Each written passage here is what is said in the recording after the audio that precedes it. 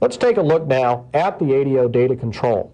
The ADO data control is a wrapper on top of all these objects we just talked about to make it very simple to get at data and put it into all the controls in our employee form or any form that you design. So the ADO data control allows you to connect your data-aware controls like a text box to fields in a database.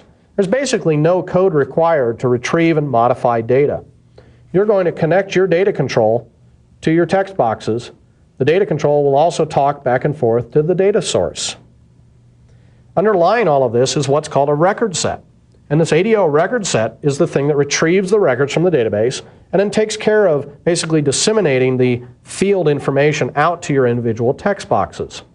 A record set is what's called a cursor. Now, a cursor allows you to move forward or backward through this set of records. Very similar to a data sheet in Access. If you used Access, you know you can double click on a table and you get this data sheet. Well, underneath the hood, that's actually a record set. There's a lot of different cursor types that we'll talk about later, but they're basically a static type, which is non-editable, a key set type, which you can use to edit data, a dynamic type, which is just a heavy-duty cursor type that you'll probably avoid, and a forward only. Now, we will talk about these in great detail in a later tape. There's many different properties, but you're only going to need to set a few of them on the ADO data control to actually get started. The connection string and the record source are two of the most important.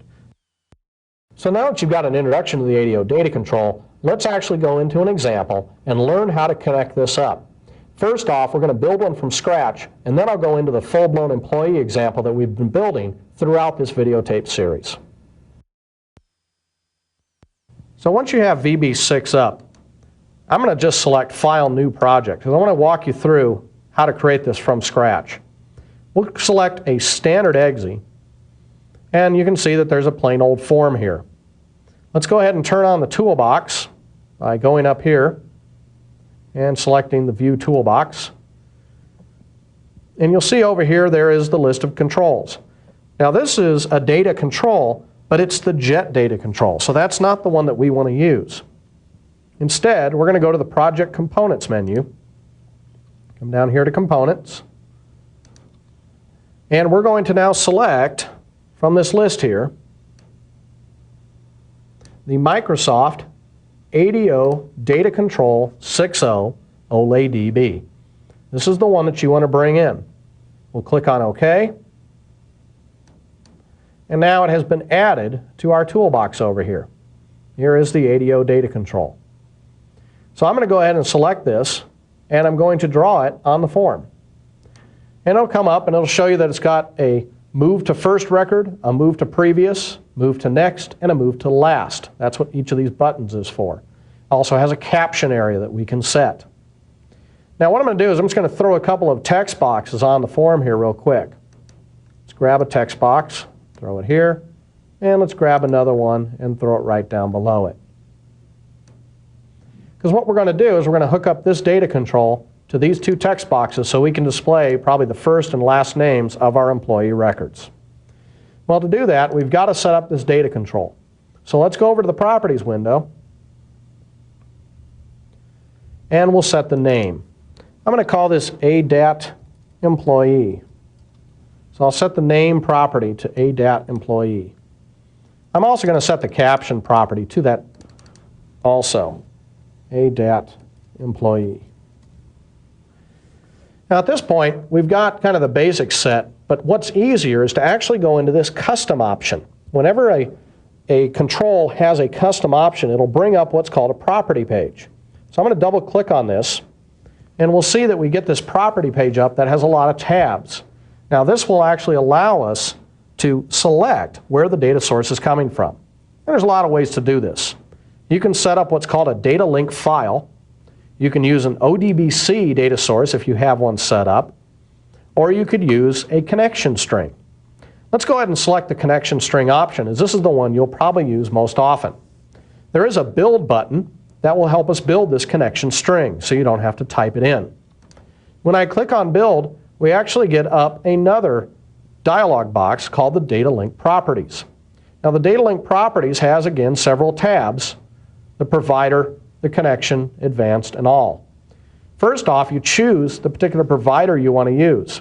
Now I'm going to go to a Jet MDB. This MDB is included on your disk. And the Microsoft Jet 3.51 OLE DB provider. Once I've selected the provider, I can click on the Connection tab here. And it'll ask me to specify the following to connect to and access data. Select or enter a database name. Again, there's an open dialog, which we can click on.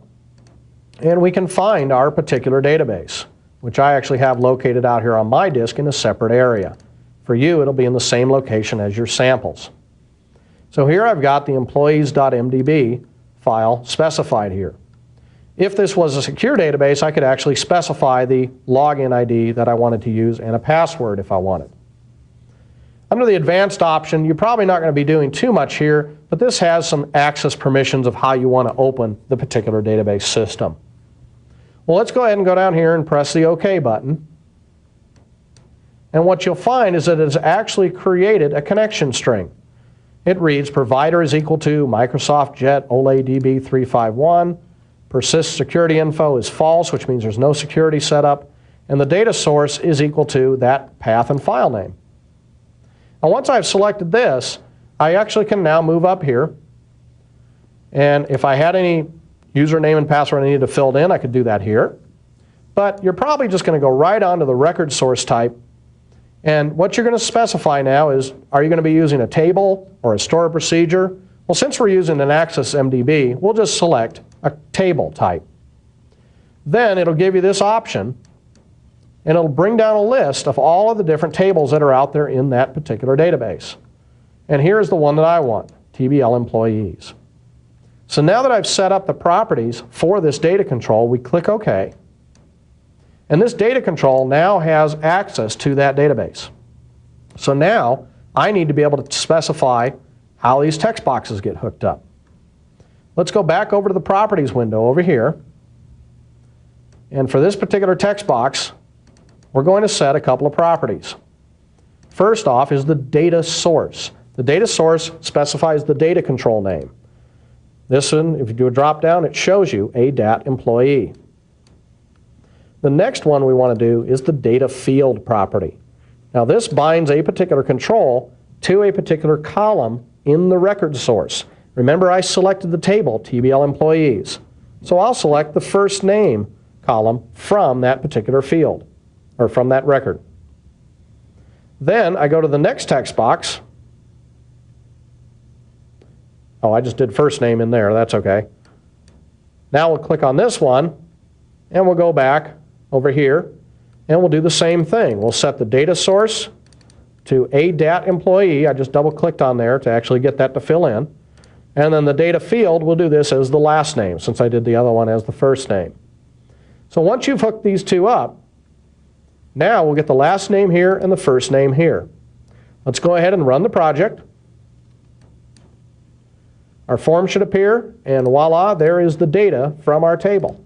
I can click on the next button, and I can move from one row to the next. I can click on last to move to the last row in the table.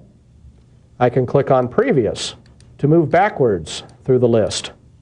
And I can click on move first to move to the first row in the list.